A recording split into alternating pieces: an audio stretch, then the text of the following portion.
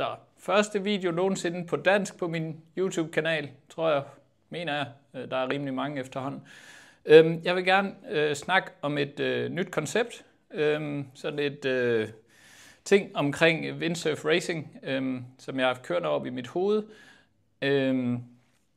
For ligesom at lave det mere entry-level og gøre det mere spændende og få mere, hvad skal man sige, klubånd, holdånd ind i windsurf racing.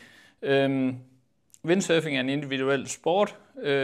Det er meget enkeltpersoner, og det er også fint, men når man tager til kapsejladser og så videre, så er det hurtigt de samme personer, der altid ligger 1, 2 og 3. Typisk ham, der ligger nummer 1 i det første heat, mere eller mindre ligger nummer 1 i alle heats den dag. Altså har det trim, der passer og så videre, og kan selvfølgelig snuble i en start eller et eller andet, men resultaterne er tit lidt efter det første heat eller 2, så kan man se, når sejler A, han vinder bare helt lortet, sejler B bliver næsten hele tiden nummer 2, og sejler C bliver nummer 3, og så kommer de andre. Og det er selvfølgelig fint nok for sejler A, at han vinder, men måske ville han også synes, det var sjovere, hvis det hele var lidt mere tæt, hvis der var lidt mere spænding om udfaldet af de her kapsejladser. Og det er jo også de samme mennesker, der ender på podiet. Det kan vi se både i World Cup, vi kan se det i DBO, altså den danske rangliste, og vi kan også se det til events som, Borg Blowout og så videre. Jeg tror, det har været de sidste 2 eller 3 år, har det været Emil Lund som nummer 1, og mig som nummer 2, og så videre, ikke? Så nummer 3 har så været lidt op og ned, der har været lidt forskellige. Men det er bare, det er relativt forudsigeligt. Det bliver lidt kedeligt, især hvis du er lidt den tunge ende af feltet, for du kommer ikke op, og du kan se, det er de samme, der stikker af med det, selvom du har trænet meget og så videre. Så for at vende hele bøtten på hovedet og ryste posen og så videre, så har jeg fundet på det her koncept, WCC, super fed forkortelse, minder lidt om et stort WC, men det er Windsurf Club Cup. Og det betyder, det er, at du stiller op som klub. Super simpelt, kun finde. I hvert fald her til en start.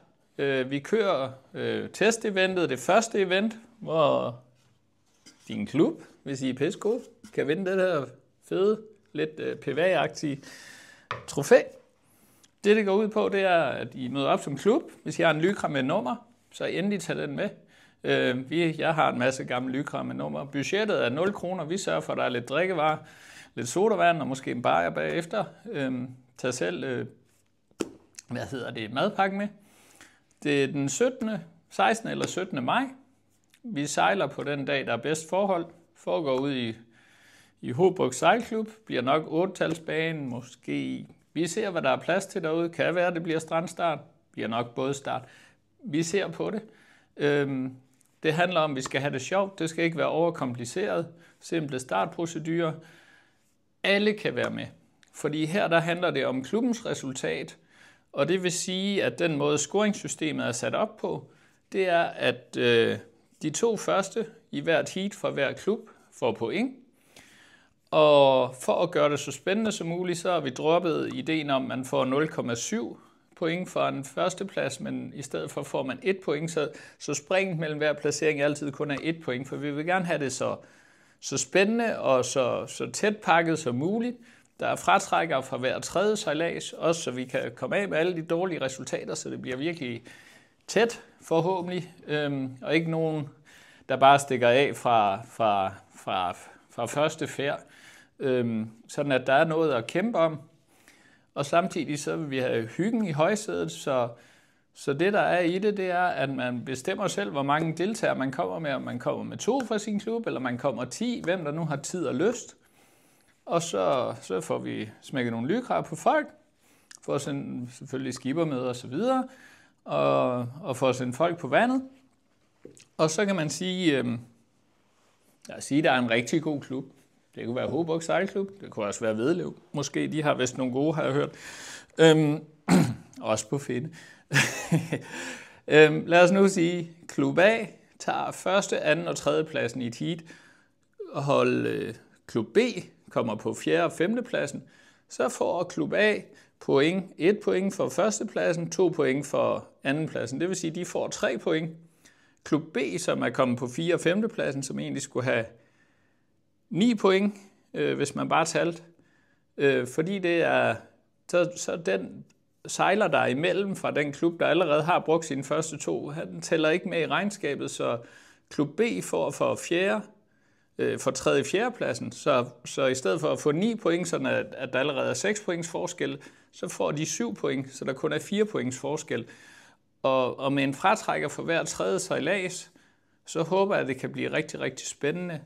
Og som alle ved, hvis man der har prøvet at sejle kapsejlads, man finder virkelig ud af, hvad man er god til, hvad man skal træne med, og man bliver motiveret for også på de dage, hvor det ikke blæser, og få styrketrænet lidt og så videre, fordi man egentlig gerne kunne se, jeg kunne godt nuppe en eller anden vedkommende. Og ved at vi sejler det hele som klub, vil det sige, at selvom du ikke engang kan jibe, at du kommer med og stiller op, og du så er heldig, at din klub er den bedste, så kan det være, at du ender med trofæet sammen med din klub, og den kan stå hjemme i klublokalet på hylden. Og så kan man sige, jamen der er jo DBO-stævner, der er alt muligt, der er waters og så videre. Ja, men der er ikke noget af det, der kører som teamsejladser. Det er det, vi vil prøve her. Og så kan man sige, dem der så virkelig får blod på tanden, de vil måske også prøve kræfter med et level up, som så vil være den nationale rangliste DBO.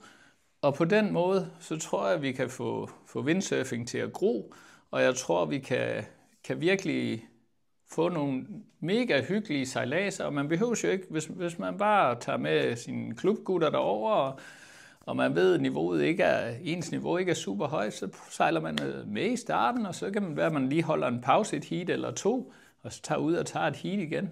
Det er det konceptet går på, ikke? Så man bare sige, så er det jo stadigvæk chancen for, at du kan ende på podiet, fordi dine klubkammerater gør det godt, og det kan være, at du leverer lige det afgørende point i en af kapsejladserne, når alle er træt helt til sidst, men det er du ikke, fordi du har holdt et par pauser. Så den måde er der også lidt taktik i det, og altså, drømmen kunne jo være, at vi lige pludselig fik lavet den her Club Cup til at være noget. Altså, alle klubber er velkomne, så det er jo egentlig landsdækkende allerede.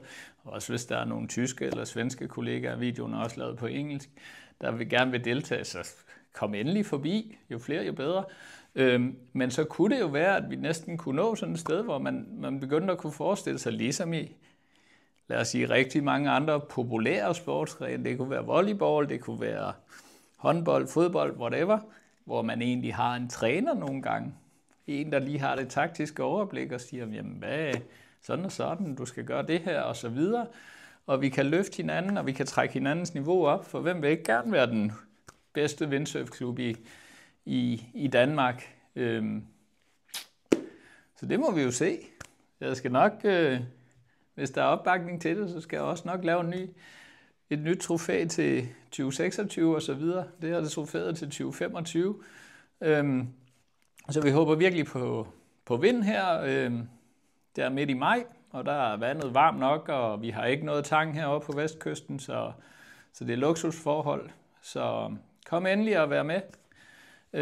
Vi skal nok sende info ud og så videre, hvor man skal melde sig til og så videre. Og der er 0 kroner i startgebyr. Bare have madpakke med. Vi skal nok sørge for en sodavand og en bajer. Så lad mig høre, hvad I synes. Om der er ting, der bare skuer fuldstændig, eller det er bare en skidegod idé. Jeg håber virkelig, at folk vil støtte op om det, og vi kan få gang i noget bredde, windsurf, kapsejlads og team og hold-on, og virkelig få folk på vandet og have en god oplevelse og virkelig få hygget. Ja, det var det hele. Første video på dansk. Håber ikke, jeg har snakket alt for meget.